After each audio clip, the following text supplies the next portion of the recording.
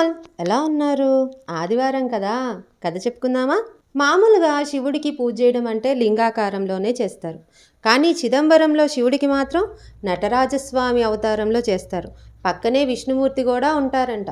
నటరాజస్వామి వెనక ఒక తెర ఉంటుంది. ఆ తెర వెనక ఏ ఆకారం లేకపోయినా ఖచ్చితంగా పూజ చేస్తారు. ఎందుకు అనే విషయాల గురించి తెలుసుకుందాం. ప్రస్తుతం మనం చెప్పుకోబోయే కథ పంచభూత లింగాలలో ఆకాశలింగానికి సంబంధించిన కథ. అనగనగనగా పూర్వం తిల్లైవనం అంటే ప్రస్తుతం చిదంబరం క్షేత్రంలో మునులు నివసించేవారు. వారికి వారి మంత్రశక్తిపై అతీతమైన విశ్వాసం. అంటే దేన్నైనా మేము జయించగలం అనే గర్వం మొదలైందంట.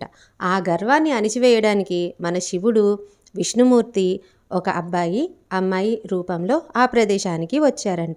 అలా వచ్చిన తర్వాత ఈ మునిపత్నులందరూ మన అబ్బాయి రూపంలో ఉన్న శివయ్యను చూసి ఆహా ఎంత అందగాడు అని వారిపై మోహితులయ్యారంట.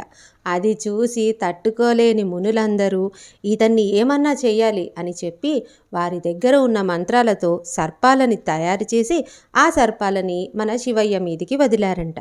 మన శివయ్య మామూలోడా వెంటనే ఆ సర్పాలని అలంకారంగా మార్చేసుకున్నాడంట మెడలో. వెంటనే ఆ మునులు ఒక క్రూరమైన పులిని మన శివయ్య మీదికి పంపించారంట. మన శివయ్య దాని చర్మాన్ని తీసి నడుముకి అలంకారంగా చేసేసుకున్నారంట. వెంటనే వీళ్ళు ముయాలకన్ అజ్ఞానానికి ప్రతీక అయిన రాక్షసుణ్ణి పంపించారంట శివయ్య దగ్గరికి.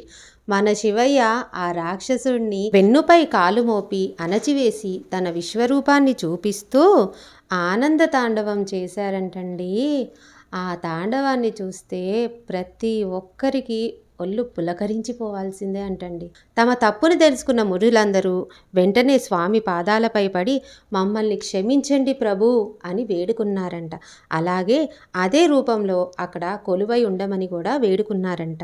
అలాగే ఇంకొక కథనం ప్రకారం శివయ్య మహాకాళి ఇద్దరిలో ఎవరు చక్కగా గొప్పగా నాట్యం చేయగలరు అనే వాదన పెరిగిందంట. సో వాళ్ళిద్దరి మధ్యలో న్యాయమూర్తిగా విష్ణువుని పెట్టారంట. ఒకరికి ఒకరు ధీటుగా నాట్యం చేస్తున్నారే తప్ప ఎవరూ తక్కువ కాదట. సో అప్పుడు మన శివయ్య తన చెవి పోగొకటి కింద పడేలా చేసి దాన్ని ఆ నాట్యం మధ్యలోనే కుడికాలితో తీసి చెవికి పెట్టుకున్నారంట. ఆ భంగిమని ఉర్ధ్వ తాండవం అని అంటారు. మహాకాళి స్త్రీ రూపేణ ఆ భంగిమ చేయలేకపోయి ఓడిపోయారంట. ఇలా ఈ రూపాన్ని కూడా అక్కడ కొలుస్తారు అని అంటారు. ఇక నటరాజస్వామి వెనకాల ఖాళీ ప్రదేశానికి పూజ చేయడం అంటే శివుడు ఆకారుడు నిరాకారుడు అని చూపించడానికి నిదర్శనం. జై శ్రీరామ్ అందరికీ.